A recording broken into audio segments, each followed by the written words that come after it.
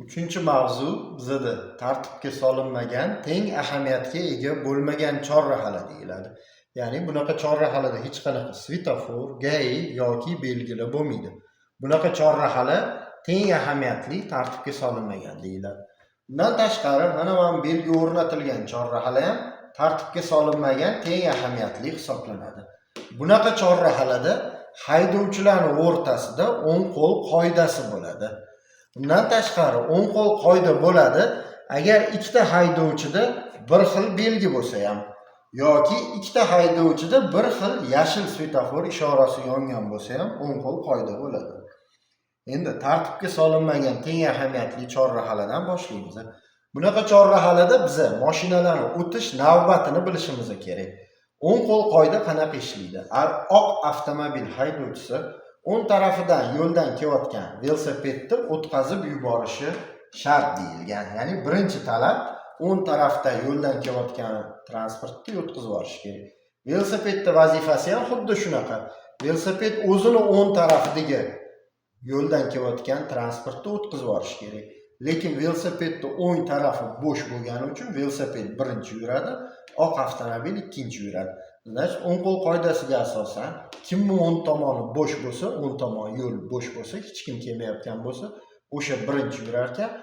O'ng tomonida mashina bor haydovchi bo'lsa, uni o'tkazib yuborishi shart ekan. O'ng tarafi bo'sh haydovchi birinchi o'tadi istalgan yo'nalishi bo'yicha. To'g'riga, o'ngga, chapga farqi yo'q. Ko'k avtomobil oqqa ungacha kutishi shart bo'ladi.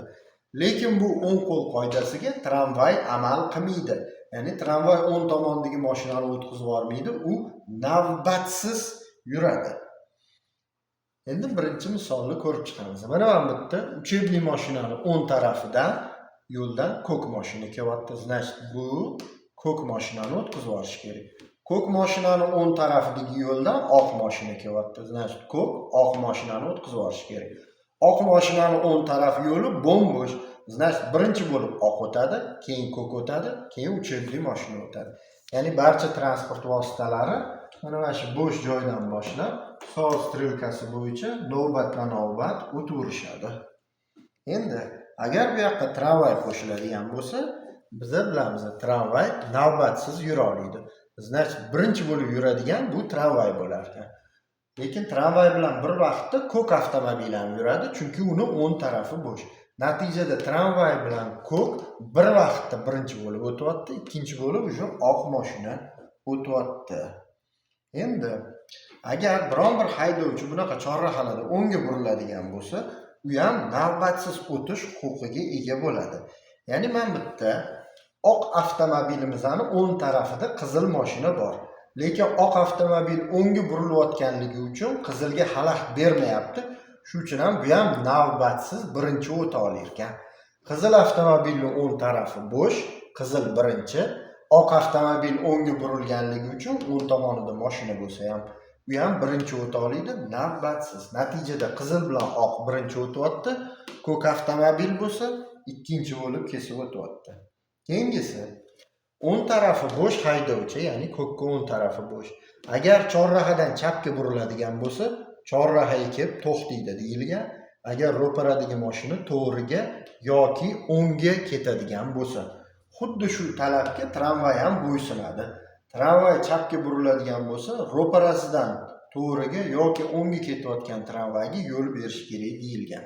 Ya'ni tramvay ham o'ng qo'l qoidasiga amal qilar ekan, faqat boshqa tramvayga nisbatan. Agar boshqa mashina bo'lsa, tramvay o'ng qo'l qoidaga amal qilmaydi. Ya'ni bu yerda tramvay to'xtamay chapga burilib ketaveradi. Keyin yana bitta moment. Ko'k avtomobilning o'ng tarafi bo'sh, u chapga burilyapti. Lekin ro'paradagi mashina ham chapga pavorotni yoqqan bo'lsa, ko'k avtomobil to'xtashga majbur emas. Chunki bularni yo'li kesishmayapti. Shuning uchun ham ko'k mashina chapga burilib ketaveradi, to'xtamasdan. Gurzovoy ham o'ng tarafi bo'sh, bu ham chapga ketyapti, ro'paradiga xalaqit bermayapti. Shuning uchun ham bu ham bittada burilib keta oladi. Natijada yengil mashina bilan gurzovoy bir vaqtda o'tishadi. Teslada ham agar haydovchilar harakat yo'nalishi bir-biriniki bilan kesishmasa, ya'ni bir-birinikini kesib o'tmasa yoki bir-biriniki bilan tutashmasa, unda hech qanaqa o'tish navbatini saqlash kerak emas. Bir vaqtda o'tib ketsa ham bo'ladi. Endi keyingi misollarni ko'rib chiqamiz. Mana bu yerda oq avtomobilni o'ng tarafida qizil, qizilni o'ng tarafida ko'k. Ko'kni o'ng tarafi bo'sh. Lekin ko'k avtomobil chapga burilyapti. Mana shu ko'k chorrahaga kelib to'xtaydi. Ko'k chorrahaga kelib to'xtagandan keyin qizilni o'ng tarafi bo'shaydi. Ko'k chorrahaga kelib to'xtagandan keyin qizil o'tadi, keyin oq o'tadi, oxirgi bo'lib chorrahani ko'k avtomobil kesib o'tadi. Lekin bu misolda ko'rib turibmiz, qizilni o'ng tomonida sariq, sariqning o'ng tomonida oq, oqning o'ng tomoni bo'sh. Birinchi bo'lib oqdan boshlaymiz. Lekin oq chapga burilyapti. No, bu vaziyatda oq to'xtamasdan o'tib ketadi, chunki ro'paradagi mashina ham chapga yurmoqchi.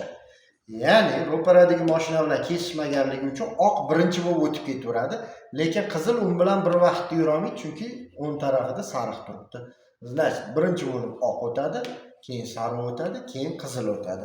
Ya'ni mana shu ikkala vaziyatda ham o'ng tomoni bo'sh haydovchi chapga burilyapti. Lekin bu vaziyatda bu talab ishlayapti. Ya'ni chapga burilayotganida ro'paradigini o'tkazib yuborgin degan. Bu vaziyatda bo'lsa, chapga burilayotganida ro'paradigini o'tkazish shart emas degan. Ya'ni bu talab ishlayapti. Shuning uchun ham bir xillada chapga burilayotgan birinchi o'tadi, bir xillada chapga burilayotgan oxirgi o'tadi. Chunki ro'paradagi to'g'riga o'ngga ketsa to'xtash kerak deyilgan, ro'paradagi chapga ketmoqchi bo'lsa to'xtash kerak emas deyilgan. Keyingisi, aylana harakatlanish tashkil etilgan chorrahalarda har doim kiruvni ichidagilar ustunlikka ega bo'ladi. Aylanaga kirayotgan haydovchi bularga yo'l berishi shart deyilgan.